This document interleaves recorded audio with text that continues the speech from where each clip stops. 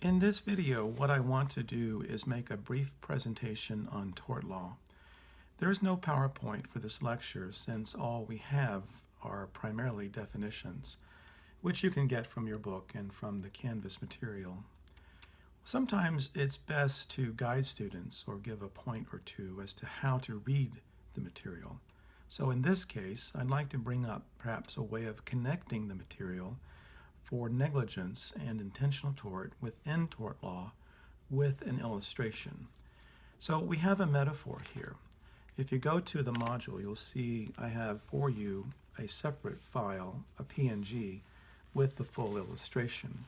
But here we have a very brief outline or illustration of a pendulum swinging.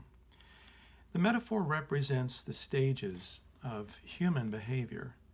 On one extreme is intentional harm or behavior, and we say that an individual who acts willfully and voluntarily and causes harm to others should pay for that damage.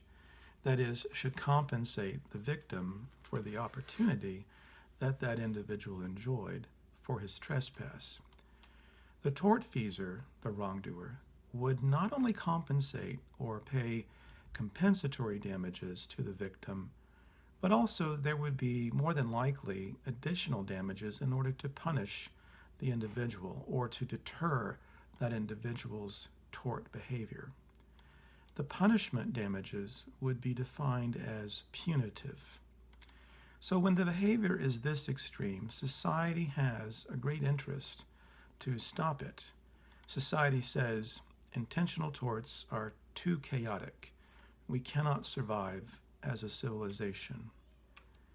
When the behavior is, though, less extreme, the pendulum swings to a different plane of human behavior. Society would say, well, it's still wrong, it's still actionable, and there is still a cause of action for the victim to sue, and the tortfeasor should pay for the damages, but this one is not as morally wrong as an intentional harm. So on our on our pendulum, behavior that is unwillful but voluntary doesn't have a moral stain. It's not intentional. As an example, it would be the typical accident in which the individual tortfeasor would then compensate for the losses that she caused. Indeed, the tortfeasor enjoyed the opportunity to some extent to act so carelessly. And so society requires that she rewrite that balance, economically speaking. The tortfeasor must pay for those losses caused, but there would not be any punitive damages. So here we see negligence.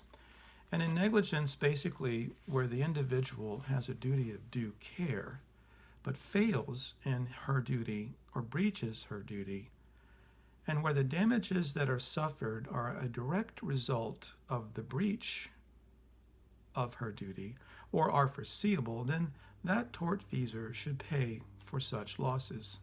So should you breach your duty and do X, and you can foresee Y as a result happening, you should then therefore pay for that damage or pay for the Y factor. Well, using our pendulum, we can discuss also another aspect, one that the book oddly does not provide. What happens over here where the pendulum swings to this extreme? The book doesn't tell.